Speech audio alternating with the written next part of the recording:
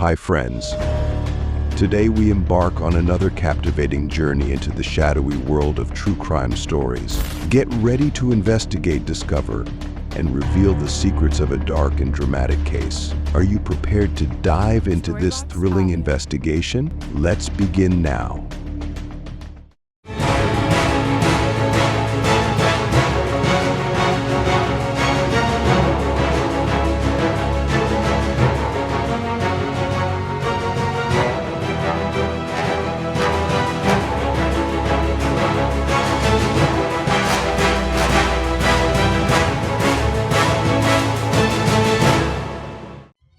The night of January 16, 1984 seemed like any other night for the Bennett family of Aurora, Colorado. They recently celebrated their daughter Melissa's 8th birthday with family and friends. The house is filled with laughter and warmth. As the evening ended, Bruce and Debra Bennett put their two daughters, 3-year-old Melissa and Vanessa, to bed, unaware that their peaceful home was about to be shattered by a horrific act of violence.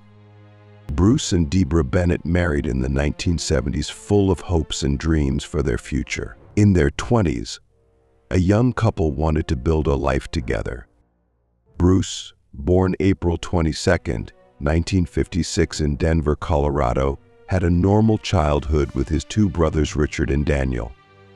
Debra is the eldest of 4 siblings of veteran Ernest and his wife Rosina Martinez. Tragedy struck when Debra lost her mother at a young age, forcing her to take on the responsibility of caring for her younger siblings. The family eventually moved to Colorado, where Larry, one of Debra's brothers, met Bruce. Their friendship led to Bruce and Debra meeting and falling in love. They decided to start a family.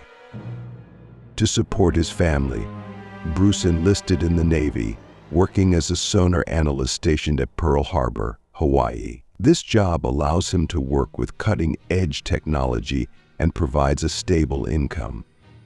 Their first daughter, Melissa Bennett, was born in January 1976, and their second daughter, Vanessa, was born in 1981. After completing his military service, Bruce succeeded in securing a better financial situation for his family. They settled in Aurora, Colorado, and in 1983 they saved and borrowed money to buy their first home. Bruce and Debra joined the family's furniture distribution business, while Bruce also pursued studies to become an air traffic controller. The Bennett family leads a quiet life, enjoying time with their 2 young daughters. However, this peace is about to be disrupted. On Sunday, January 15, 1984, the Bennett family held a gathering to celebrate Melissa's upcoming 8th birthday. Debra had planned a school party for her daughter, but the family also gathered at home for a celebration the day before her birthday. The gathering was filled with fun conversations and a delicious cake. When the evening ended, Melissa's grandparents and uncles left for home. One of the uncles noticed the garage door was open and reminded Bruce to close it, not knowing that this would be the last time he would see Bruce alive. The next morning, January 16, 1984, Bruce's mother, Constance Bennett, known as Connie, received a call from the home furnishing store. Bruce and Debra did not show up for work, and no one answered the phone. Worried, Connie decided to check. When she arrived at Bennett's house, the garage door was still open. Entering the house, she encountered a horrifying scene: Bruce lying at the foot of the stairs in a pool of blood with a severe head wound and a deep cut on his neck. In shock and fear, Connie ran to her neighbors to ask for help. They called 911, and soon police and paramedics were on the scene. Inside the house, police discovered Debra's body in the master bedroom, her head brutally beaten. In the children's room, they found Melissa also beaten and stabbed in the face, covered with a blanket and showing signs of sexual assault. Little Vanessa, although seriously injured, is still alive. Emergency responders took her to the hospital, where her life hung in the balance. As investigators began meticulously examining Bennett's house for clues, They discovered Deborah's purse outside in the snow, apparently torn apart by the attackers. Nearby, they discovered a hat believed to be one of the weapons used in the attacks. While the murder weapon used for the fatal blows was never found, investigators suspect it may have been a hammer based on the wound and a bloody outline found on the hat. Investigators collected fingerprints and other samples from many surfaces in Bennett's house in hopes of finding clues leading to the killer. They also noted bloody shoe prints that did not belong to family members. Family and close friends who attended Melissa's birthday party that Sunday were also asked to provide DNA samples. Authorities hoped that in the future, the samples could be used for genetic research that was in its early stages at the time. Experts carefully preserved the victim's clothing, thoroughly examined and collected parts of the carpet underneath Melissa's body, as well as bed sheets and other items. While a team of healthcare professionals fought to keep Vanessa alive, the 3-year-old needed 3 units of blood and several units of fluids to treat her numerous injuries. The doctor's report to the family was devastating. Vanessa had a broken jaw, severe head injuries, and broken arms, hips, and legs. The girl was also sexually assaulted. As the days passed, investigators realized that the attack on the Bennett family was not an isolated incident. Less than 2 weeks before the brutal attack on Bennett's home, several similar attacks occurred in Colorado. One notable case involved a young couple, James and Kimberly, who lived in the Aurora area. On the night of January 4th, 1984, James and Kimberly were spending a quiet evening at home. Kimberly was in the bedroom and James was recording a music tape for a friend. Suddenly, Kimberly was hit in the head. In the darkness, she saw the silhouette of a man running away and began shouting for her husband. James ran into the bedroom and was hit in the head by an attacker wielding a hammer. Despite his injuries, James still chased the attacker, but he eventually escaped. Kimberly, despite severe head injuries, called 911. Emergency services arrived and transported the couple to the nearest hospital. James suffered a skull fracture and Kimberly suffered a concussion, but both recovered. Police found the hammer used in the attack. They concluded that the attacker entered through the garage with the door open. Footprints in the snow led away from the house, but eventually mixed with other tracks and were lost. They also found Kimberly's wallet in the snow, only missing money. Less than a week later, another violent incident shocked the Colorado community. Patricia Smith, a 50-year-old woman, recently moved to Colorado from Nebraska to help her newly divorced daughter settle with her 2 young children. Patricia is a renowned interior decorator with a prestigious client list, known for her kindness and dedication. On Tuesday, January 10th, Patricia started her day by taking her daughter to the park to catch the bus to work, then taking her to daycare. She spent the rest of the morning doing laundry and buying a hamburger for lunch. When she got home, she turned on the TV in her room and then apparently went back downstairs near the front door and encountered an intruder in the living room. She didn't have time to react before being brutally attacked. At around 5:30 p.m., her daughter was waiting for her mother at the park to pick her up. But Patricia did not arrive as usual. She called home from a public phone, but no one answered. Worried, she called a cousin to pick her and the children up and take them home. When they arrived, they noticed the garage door was open and the inside of the house was dark, with lights flickering from the TV upstairs. She found her mother's body on the floor, covered with a baby blanket with obvious signs of bleeding. Patricia's pants and boots were scattered around and her clothes were open, revealing another brutal attack. Next to her lay a hammer.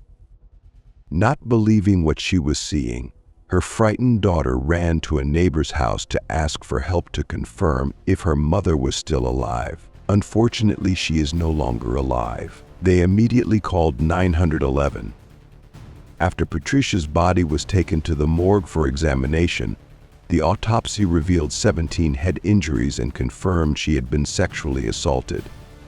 Investigators deduced that after killing Patricia, the attacker went upstairs to steal money from her purse and then fled. Patricia's close acquaintances, including clients with whom she had disagreements, provided no useful clues. That same day, January 10th, another young woman was attacked. Her name is Donna, a flight attendant for Frontier Airlines, and her lover, Ron, is a pilot. That evening, Donna got off work and waited for Ron to return from grocery shopping. As she collected the mail and parked her car in the garage, she was struck in the temple and lost consciousness. The next morning, Ron returned home and saw a trail of blood from the garage into the house. He rushed inside and followed the trail to the bedroom, where he found Donna lying on the bed with a head wound. Somehow, Donna managed to make it to the bedroom. Ron called 911 immediately. Paramedics arrived and took Donna to the hospital, where she was treated. Doctors confirmed she had been sexually assaulted. Initially, Ron was considered a suspect, but he had just landed in Colorado and Donna's attack occurred an hour earlier. The bloody hammer was found on Donna's driver's seat, but no useful fingerprints were found. Despite her severe injuries, Donna recovered, although her head injury left her with significant short-term memory loss and unable to recall that night. This lack of memory is, in some ways, a blessing for Donna, who is grateful to have survived. 6 days later, less than 25 miles from Donna and Ron's home, the horrific attack on the Bennett family occurred. Throughout that tragic January, the families of the deceased mourned their loss, and survivors like little Vanessa continued their recovery. The Bennett family, especially Vanessa's grandmother, Connie, held out hope for the child's recovery. The investigation was lengthy, with investigators collecting all possible evidence from 4 crime scenes, including genetic material, footprints, and other clues. However, in the 1980s, forensic technology was much less advanced than it is today, and analysis was only just beginning. The attacks occurred in both Aurora and Lakewood, top localities. Police shared information, but unfortunately no useful fingerprints were found at the crime scene or on the hammers used in the attacks. The FBI produced a criminal profile, concluding that the attacker was likely an opportunist rather than a predator.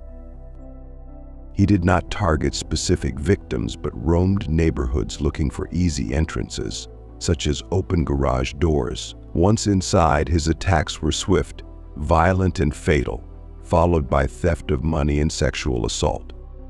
Records show that the perpetrator is a young man in his 20s, intelligent but not highly educated, possibly a high school graduate, but not a college student. The repeated use of a hammer and rough shoe prints found at a scene showed that he worked at a construction site. At that time, houses were being built in areas where crime occurred.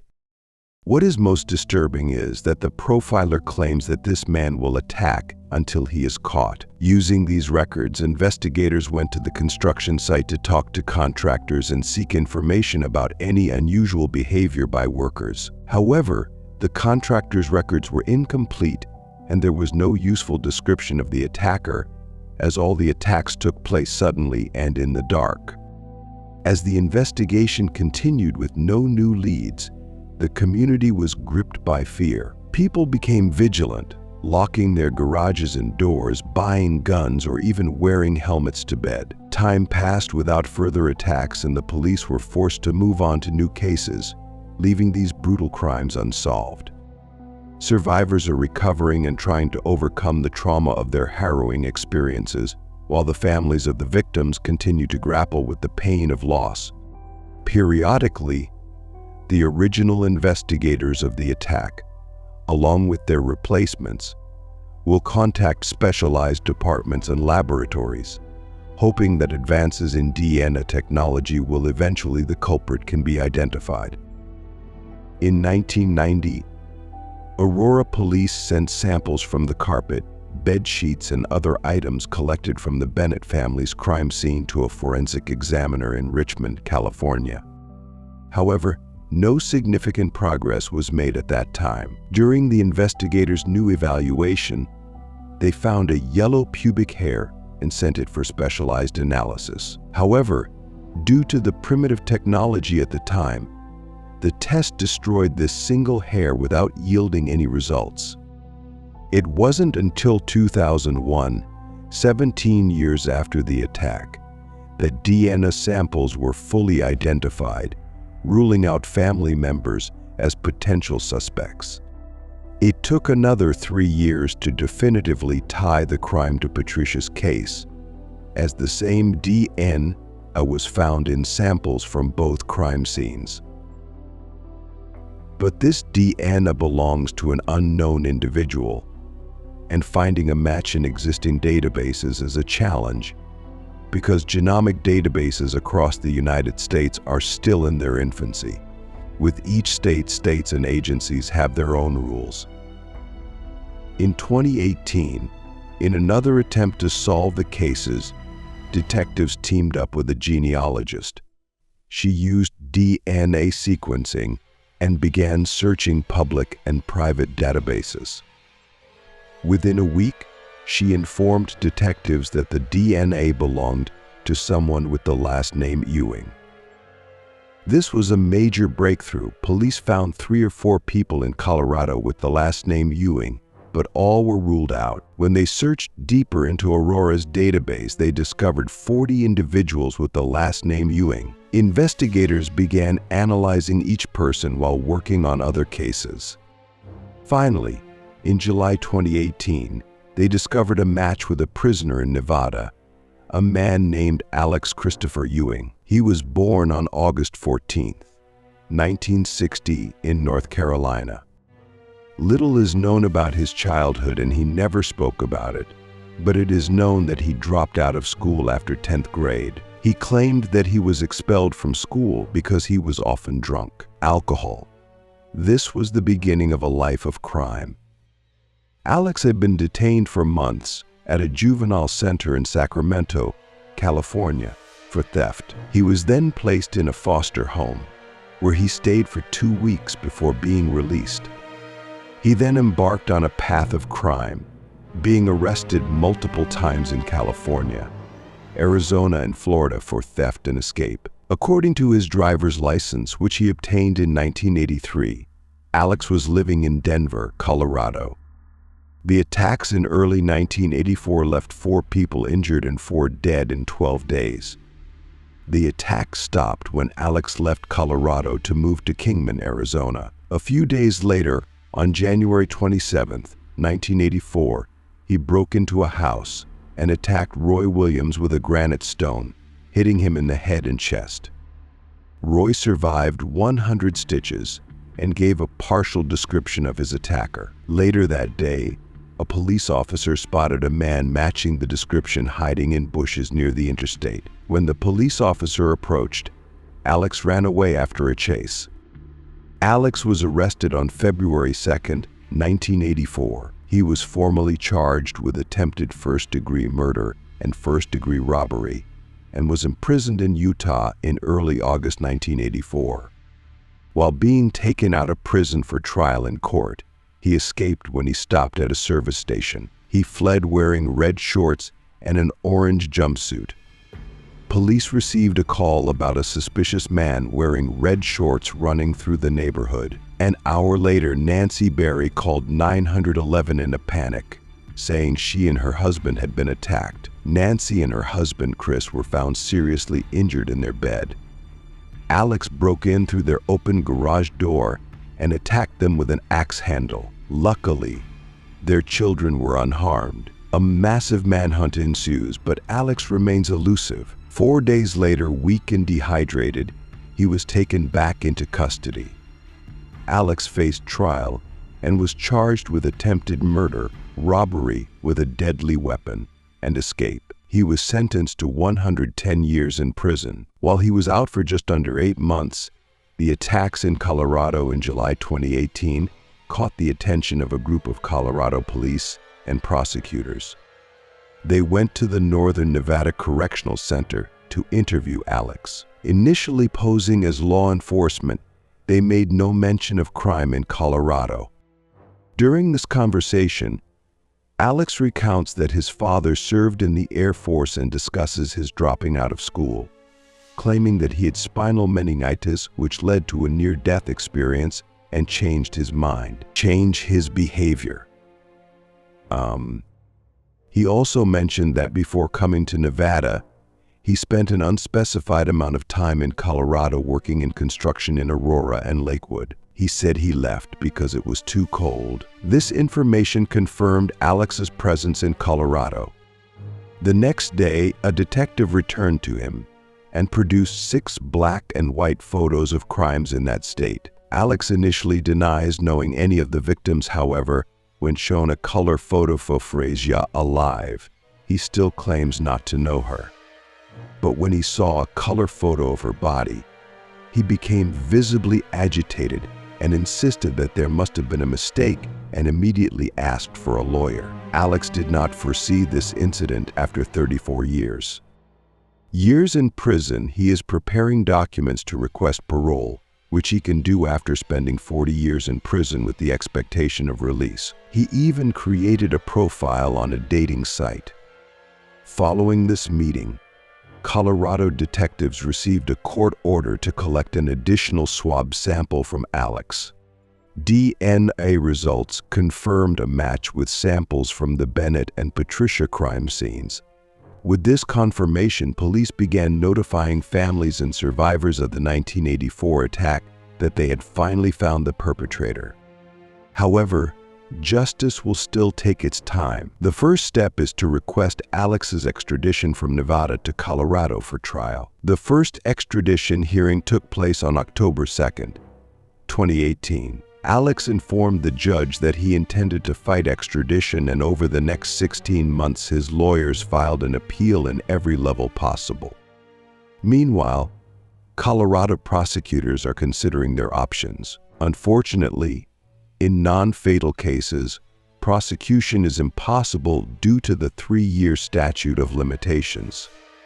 However, Alex could be tried for the fatal attack, which would mean he would be prosecuted for the deaths of 3 family members, Bennett and Patricia. Under Colorado's 1984 law at the time of the crime, the maximum penalty was life in prison without parole because the death penalty did not apply. On February 21, 2020, the Nevada Supreme Court ordered Alex transferred to Colorado to face charges. His lawyers made an emergency appeal to the U.S. Supreme Court, but were denied.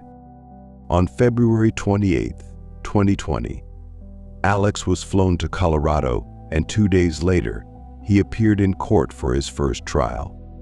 The trial in the Bennett family case begins on July 27, 2021. The case centers on the confirmed presence of Alex's DNA in traces found near Melissa's body. They emphasize similarities in modus operandi, drawing comparisons with the fatal attack on Patricia. Both cases involved brutal hammer attacks, sexual assault, and partially nude bodies with their faces covered. The attacker entered through the open garage, and the woman's purse was found nearby. The defense attempted to undermine the investigators' professionalism, claiming mishandling of the DNA sample and noting that there were no fingerprints or touch DNA at the crime scene. The prosecutor countered that Alex could have been wearing gloves. The jury heard testimony from police investigators and experts. The most powerful testimony came from Connie Bennett's mother, Bruce, who described finding the horrific crime scene at her son's home. The jury also saw photos taken at Bennett's residence. After 3.5 hours of deliberations, the jury sent a letter to the judge saying they were deadlocked. The prosecutor asked the judge to instruct the jury to continue deliberating while the defense sought a mistrial. The judge decided it was too early for a mistrial and asked the jury to return the next day. After another 6 hours of deliberation, the jury found Alex Ewing guilty of 3 counts of murder, robbery, and other crimes. In August 2021, before sentencing, family members, including Connie and Vanessa, made impact statements. When asked if he wanted to say anything, Alex simply replied, "No, thank you." The judge harshly criticized Alex, saying that in all his years working in the justice system, he had never encountered such depravity, and ensured that Alex would never be free again, sentenced him to 3 consecutive life sentences, bearing the possibility of parole after 20 years. In October 2021, Patricia Smith's trial began but was declared a mistrial after Alex's defense requested a competency hearing to evaluate his mental state. The competency evaluation concluded that Alex was indeed mentally fit to stand trial. After delays, the trial finally took place in early April 2022. Unlike the first trial, Alex voiced complaints about his extradition from Nevada, accusing the system of being rigged and alleged that authorities ignored his efforts to lead them to the real criminals. Despite his arguments, the result was another life sentence added to the 3 he already had. Unfortunately, nothing can change the past. During the trial, Vanessa, the only survivor of the Bennett family, was present. Many people may wonder what happened to her after the tragedy. Vanessa has shared her story in interviews with several media outlets, describing a difficult life. Vanessa recounted that the brutal attack left her with severe physical and mental trauma. After waking up from a coma a week after the assault, she had to relearn how to walk and do everything. She said permanent injuries to her body, including partial paralysis on her left side, made it difficult for her to hold or release objects. However, the mental scars are even deeper. After being discharged from the hospital, Vanessa spent 2 months in a center for abused children before moving in with her grandmother. She struggles at school, where children make fun of her, making her even angrier and more rebellious. Her grandmother eventually enrolled her in boarding school. During her first summer in her hometown, she tried to commit suicide. Fortunately, her family intervened in time, and after recovering, she was sent to a psychiatric ward and then to a group home until she turned 18. At 18, Vanessa became pregnant and social services took her child in because she admitted that she didn't know how to be a mother. She later had 2 more daughters who were left in the care of a cousin, and she was not allowed to see or know their whereabouts. Vanessa has borderline personality disorder, bipolar disorder, PTSD, and ADHD. Her fragmented memories of her family and life before the attack, coupled with severe mental instability and drug addiction that began at age 19, affected her psychologically. Vanessa explains that she uses drugs to escape the world and forget everything, but this path has landed her in prison multiple times for burglary, domestic violence, theft, and drug possession. She was homeless for a long time and lived under a bridge with her partner. That was her situation when she learned that her attacker had been captured. Despite the hardships, Vanessa found a ray of hope at the age of 30. She decided to stop being a victim and was determined to stay clean. She lives in an apartment with her second husband and has a cat. Vanessa hopes to earn a college degree to become a counselor and help those struggling with substance abuse. When asked if she felt relieved that Alex had finally been identified and punished, Vanessa said no. She expressed that catching the killer might make others feel better, but that meant nothing to her. The damage had already been done. Her life was ruined. Thanks for following True Crime Stories. If you're intrigued by mysteries from around the world, check out our new channel, Latin Crime, where we dive into compelling true crime stories from Latin America. Don't miss out. Subscribe now for more thrilling investigations. Please ensure to like, subscribe to the channel, and activate the notification bell to stay updated on all the intriguing cases in the True Crime Stories series. Be the first to receive updates on dramatic and thrilling crime stories.